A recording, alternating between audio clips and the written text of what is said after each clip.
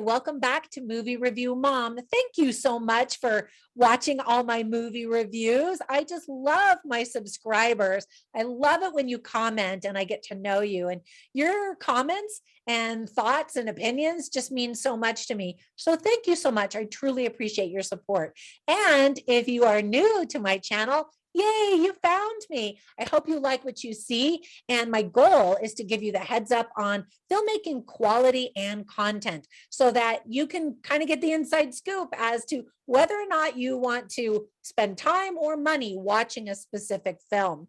So the specific film that I'm reviewing today is called Just Swipe. This romantic comedy premieres on Amazon Prime and on Apple TV next week in February, just in time for Valentine's Day. Yay! Normally, I share what the rating is, but I didn't see a rating. I would probably give it a strong PG-13 or maybe even R, just because of some of the content that I'll tell you about here in just a few minutes. It's an hour and 22 minutes. And I'm going to give you an overview in a nutshell, and I'll point out the things that I liked and didn't like, as well as offer tips for parents and themes worth talking about with your friends or whoever you see the movie with, movie line, and even some recommendations for other films that I think that you might also really like. Okay, so let's dive in. In a nutshell, finding true love isn't easy, and the pandemic has made it even harder. While Vanessa, played by Jodie Sweetin, and Brandon, played by David Lipper, both swipe right, it seems like they have found what they're looking for. Can you really fall in love, though, with someone you have never met in person? Vanessa has always had trouble in the dating world, and I love the montage of all the horrible dates. I just love montages like that. Never mind now being confined to her home, she soon discovers just how much you can get away with dating via webcam. But is the love she feels true or only a distorted version of reality? So about the film, the director stated, quote, "As a huge fan of rom-coms, I also took pride in telling a new style of romantic comedy. Technology is such a huge part of most people's lives nowadays. Mix in quarantine and the accessibility of dating apps and video chat platforms like Zoom, and you have a comical, relatable setting for romance. It was such a joy making this rom-com, as we all need to have a laugh in today's world now more than ever." So true. And then she goes on, "With so many hardships over the recent years, it's important to laugh at the world and laugh at ourselves." Very, very true. Oh, end quote. So on a personal note, I actually wrote a dating book with one of my sons a number of years ago. And then he went on to create the popular Christian dating app called Mutual. It's been super entertaining to hear his stories about all the crazy things that people put on their profile page in search of love. He actually has hired people, and their job is to go and be screeners, look at the profile pictures and say, nope. When they're doing something inappropriate, they get flagged, and then the company has to reach out and say, you can't have that, like topless women. I'm talking about stuff like that. I don't know. I actually think they've seen that. But anyway, stuff like that. Anyway, I'm just super proud of him for, first of all, creating an incredibly successful company, but more importantly, bringing thousands of people together in marriages, happy marriages, with something that he created with this dating app. So my little shout out to him. He's awesome. All my kids are awesome. So here's the list of things that I really liked about the movie. First of all, the charming film stars Jodie Sweetin and David Lipper, as I mentioned. But did you know that this is the first time that the two of them have actually starred in a motion picture together? They did star in a popular TV show. You probably have seen it. It's called Full House, where Sweetin played Stephanie Tanner and Lipper appeared in the final season as DJ's boyfriend named Viper. They both also reprised their roles in Fuller House. I don't know if you saw that. David Lipper also produced this film, and he stated, quote, "It's funny, I was closest with John Stamos and Bob Saget when filming the show, and of course did most of my work with Candace Cameron, who I adore, but Jodie was pretty young when I was on, so I didn't really know her well. In later years, I got to know Jodie a lot better, and when I was brought back to Fuller House all these years later, I realized she was someone I had to work with. Being a producer now gives me the luxury of hiring the people I like. And I was thrilled to have this opportunity with Jodie, who's grown into a wonderfully talented comedic actress. End quote. So I'm trying to set up actually an interview with him. I will let you know if I'm able to book that with the studio and when that's coming. You'll see it. Actually, I haven't decided if I'm going to do it as YouTube Live or if I'll film us talking and then I'll edit it so it looks all fancy schmancy. I don't know. I'll let you know. But if you're watching David Lipper, put me in your next movie. You know, I'm going to talk to him about that if I actually interview him. All right, enough of that. The cast is actually very diverse and includes people talking in sign language in a scene with subtitles so you can see what they're saying, homosexuals, a transvestite, and a woman in a wheelchair. So in addition to the two romantic leads, the rest of the screen time mostly features Alec Mapa, and you've probably seen him in Don't Mess with the Zohan, Marley and Me, and Danielle Perez, who is in Diary of a Future President and Curb Your Enthusiasm. And of course, there are plenty of other characters, and I thought they actually all did a really good job. The movie was entirely shot at Frank Sinatra's old Woodland Hills estate, which was chosen because of its size and ability to look like many different locations, which I thought was just super cool. Just Swipe was inspired by director and co-writer Elizabeth Blake Thomas's own experiences with Zoom dating during the pandemic. I'm also really intrigued by the color palette that directors use. And you will quickly notice that Vanessa's clothing and house are always yellow.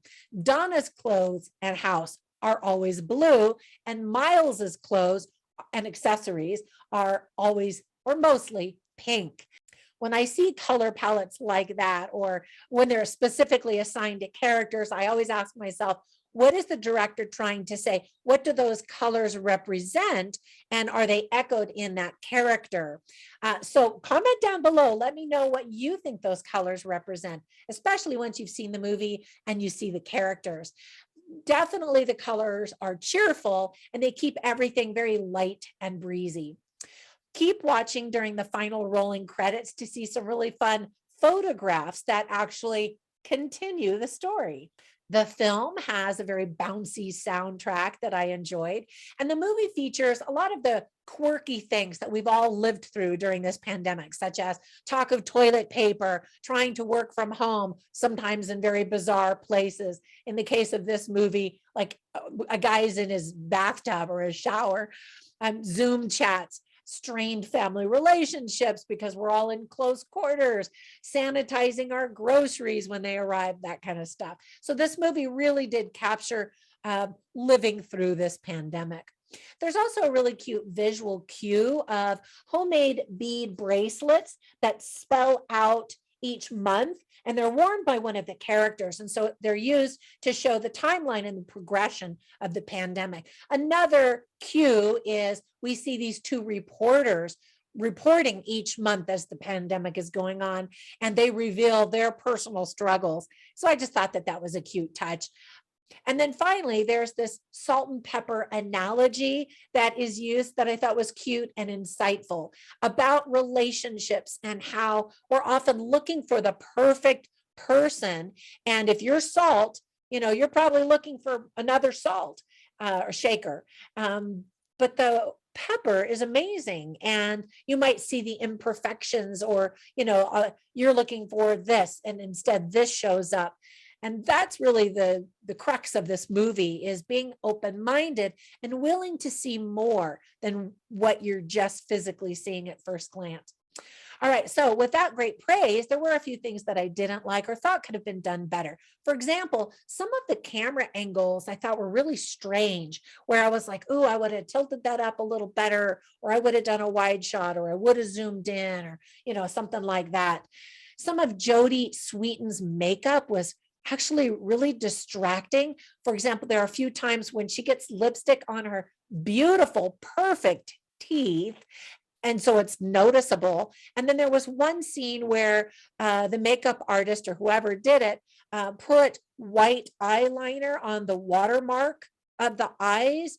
And I don't know if she just decided not to do that in later scenes, or if it was just really, really thick in that one scene. Anyway, that was super distracting for me as well. So just saying. And then act 3 just flew by really quickly. In a story, I'm always looking for some kind of a challenge, and then the climax where things are at their worst, and then that resolution and denouement as everything concludes, right? That's what makes good storytelling. So there is a challenge, but between the couple, but it's resolved very, very quickly. And it didn't last very long before everything's quickly then resolved and lessons are learned at the end, and I was like, oh, okay, I might have made it last a little bit longer. However, like I said, the music is bouncy, the colors are light. And so this is not a deep drama. It's a fun, whimsical date night type of a movie. So let me give you some tips for parents. I don't think that this movie is very appropriate for kids. And here's why. Towards the very beginning of the movie, you see a girl and she has a one-night stand. If I had daughters, that would make me furious.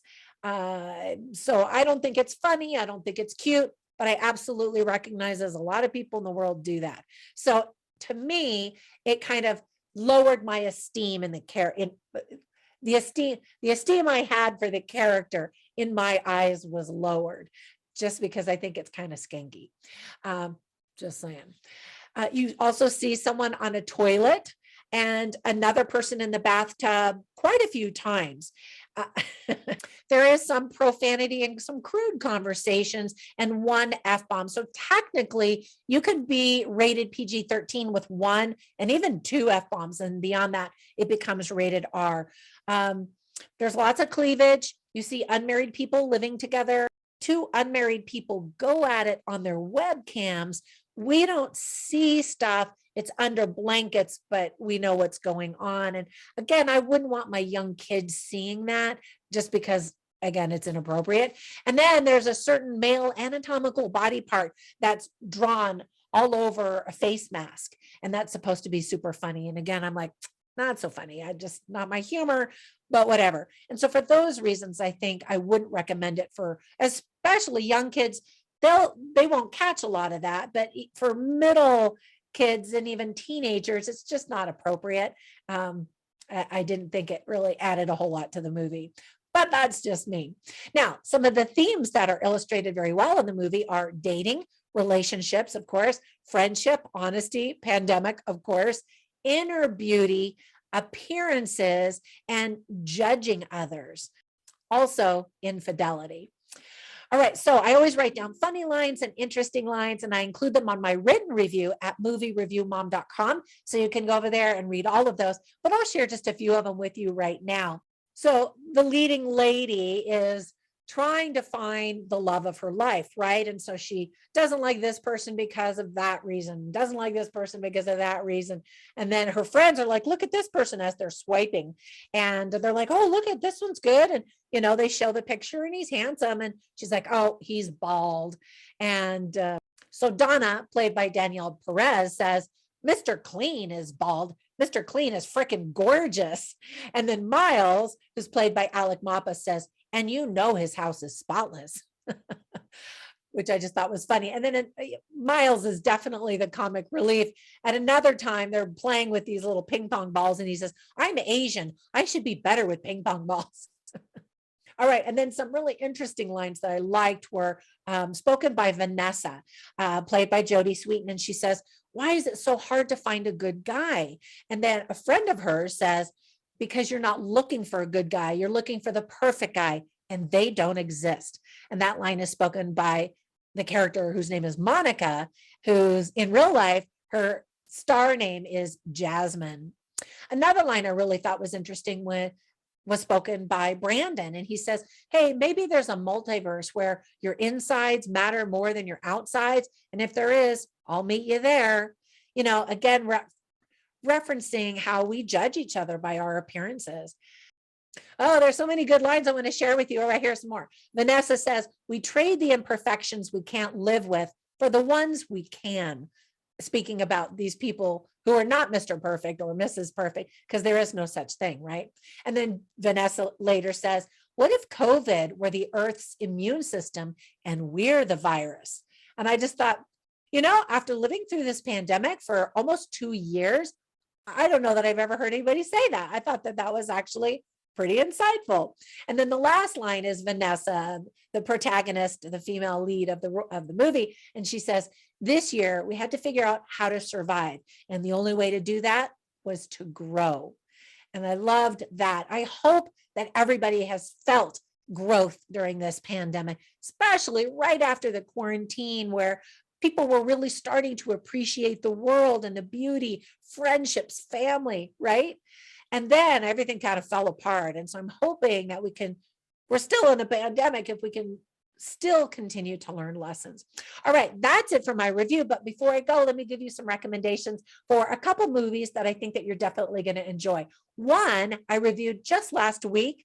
It's called Quarantine for Two. Now, this one is a family-friendly movie. It's similar in that two strangers meet during quarantine and they begin a relationship through Zoom, through cell phones, through the telephone, that kind of a thing. But it's very sweet and clean and pretty cute. And they come up with some really clever, creative ways to get to know each other. So I recommend that one.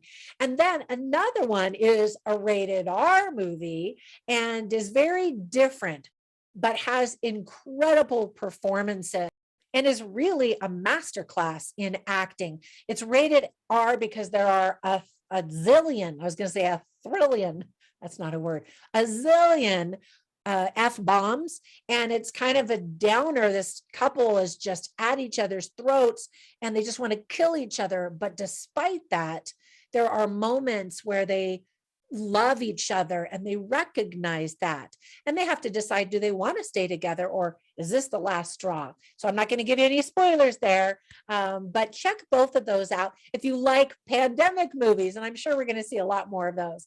All right, that's it. That was kind of a long review. Thank you so much for watching. I appreciate, again, all of your support, and you can also find me on Facebook in the Movie Review Mom Facebook group, on my Patreon page where you can get prizes, and on Instagram at Movie Review Mom, and as Trina Boice, which is my actual name, in case you didn't know. All right, have a fantastic day, and I will catch you in the next one. Bye for now.